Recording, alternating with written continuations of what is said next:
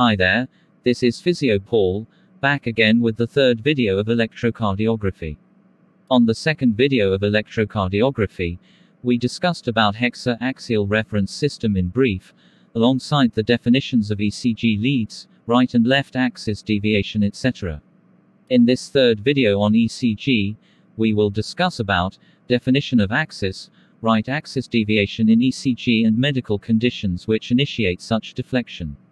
So, let's begin then. The electrical axis of the heart is the net direction in which the wave of depolarization travels. It is measured using an electrocardiogram, E.C.G. Normally, this begins at the sinoatrial node, SA node. From here the wave of depolarization travels down to the apex of the heart. The hexaxial reference system can be used to visualize the directions in which the depolarization wave may travel. Now let's see a diagram of the Hexa axial reference system.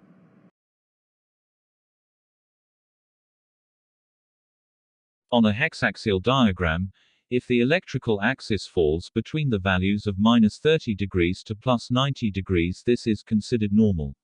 If the electrical axis is between -30 degrees to -90 degrees, this is considered left axis deviation, LAD. If the electrical axis is between +90 degrees to +180 degrees, this is considered right axis deviation, RAD.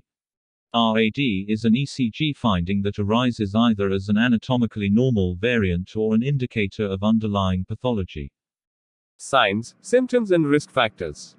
There are often no symptoms for RAD and it is usually found by chance during an E.C.G. Many of the symptoms exhibited by patients with RAD are associated with its different causes. Now we are going to discuss about the most common causes and the signs, symptoms and risk factors associated with it. Number 1. Lateral myocardial infarction. Signs and symptoms: anxiety, chest pain, fatigue, shortness of breath. Risk factors: smoking of tobacco, obesity, gender, hypertension, diabetes, physical activity, age, alcohol. Number 2.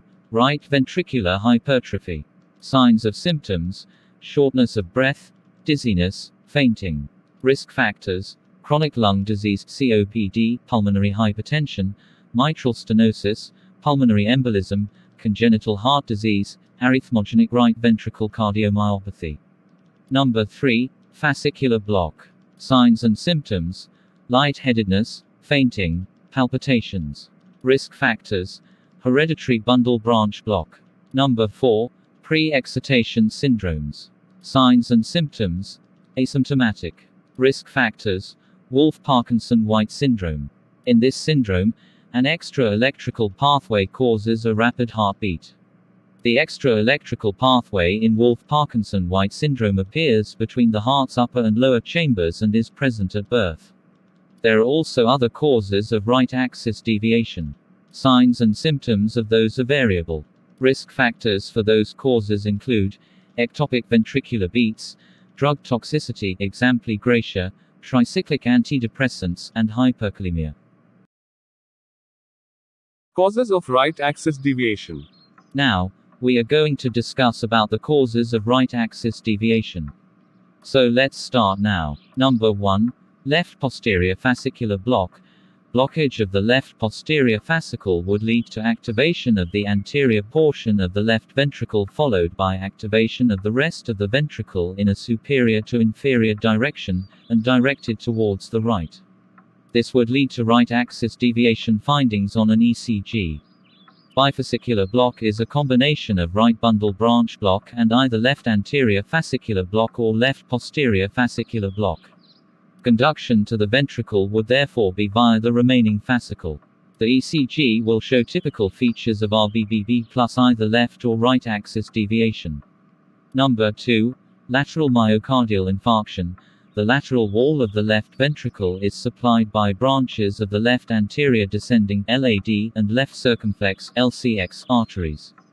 Infarction of the lateral wall will thus lead to deviation of the axis away from the site of infarction. Number 3. Right ventricular hypertrophy. Increased thickness of the right ventricle leads to right axis deviation. Number 4. Pre-excitation syndrome.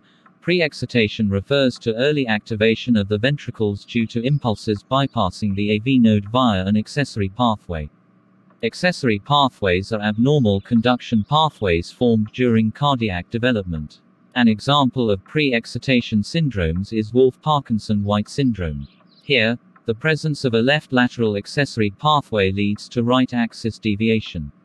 Number 5. Ventricular tachycardia. Fascicular tachycardia usually arises from the posterior fascicle of the left bundle branch. They produce QRS complexes of relatively short durations with a right bundle branch block pattern. Tachycardias originating in the anterior left fascicle would lead to right axis deviation. Right ventricular outflow tract tachycardia originates from the outflow tract of the right ventricle or the tricuspid annulus. As it arises from the right ventricle, the impulse spreads inferiorly from beneath the pulmonary valve, and their right axis deviation. Number 6. Ventricular ectopy. Ventricular ectopy is when the heartbeat is an abnormal heartbeat where the QRS complex is significantly wider. When the origin of the ectopic heartbeat is in the anterior fascicule, then there is right axis deviation. Pathophysiology. The pathophysiology depends on the specific cause of right axis deviation. Most causes can be attributed to one of four main mechanisms. These include right ventricular hypertrophy, reduced muscle mass of left ventricle, altered conduction pathways, and change in the position of the heart in the chest. Number 1. Right ventricular hypertrophy. Enlargement of right ventricular myocardial mass can result in right axis deviation. There are two main reasons for this mechanism.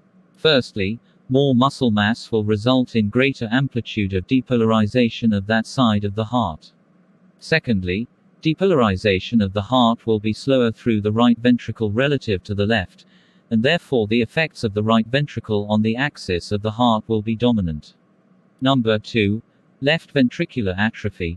Decrease in myocardial mass of the left ventricle will shift the balance of depolarization towards the right. For example, scarring and atrophy caused by ischemia of the left ventricle will cause depolarization of the left side of the heart to be less forceful.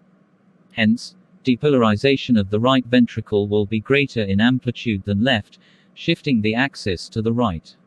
Number 3. Conduction abnormalities. Changes in the conduction pathways of the heart can result in right axis deviation. For example, an accessory pathway from the left atrium to the left ventricle, as in Wolff-Parkinson-White syndrome, will result in the left ventricle finishing depolarization earlier than the right. Hence, the right ventricle will have more of an effect on the axis of the heart. Number 4. Position of heart in the chest. The apex of the heart is normally orientated towards the left. A more vertical orientation of the heart shifts the axis to the right. Physiologically, this can occur in tall and thin individuals. Pathologically, conditions such as a left-sided pneumothorax and lung hyperinflation, e.g. COPD, can cause rightwards displacement of the heart. The congenital condition of dextrocardia results in right axis deviation. Diagnosis. In general, a positive upwards deflection of an E.C.G trace demonstrates an electrical activity that moves towards the measuring electrode, whereas a negative downwards deflection of an E.C.G trace demonstrates an electrical activity that moves away from the measuring electrode. The electrical heart axis can be estimated from the E.C.G by using the quadrant method or degree method.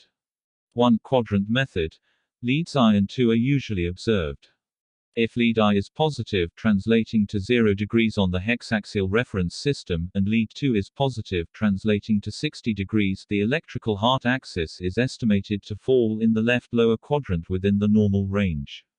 On the other hand, as shown in Figure 2, if lead I is negative, translating to 180 degrees, and lead 2 is positive, the electrical heart axis is estimated to fall in the right lower quadrant, suggesting a right axis deviation. Similarly, leads I and AVF can be used. 2. Degree method. First, identify the lead with the smallest QRS complex isoelectric, flat QRS complex, leader. After locating the axis of the lead on the hexaxial reference system, identify the lead which is perpendicular to it, lead B. If lead B is positive, the electrical heart axis can be estimated to lie within the quadrant between axis of lead A and lead B. A simple tool to quickly identify axis deviation, figure 3, is the popular mnemonic, reaching for right axis deviation and leaving for left axis deviation. This refers to the appearance of leads I and 3.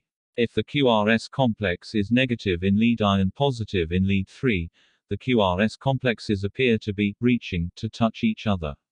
This signifies right axis deviation. Conversely, if the QRS complex is positive in lead I and negative in lead 3, the leads have the appearance of leaving each other. If the QRS complex in lead 2 is also negative, this confirms a left axis deviation.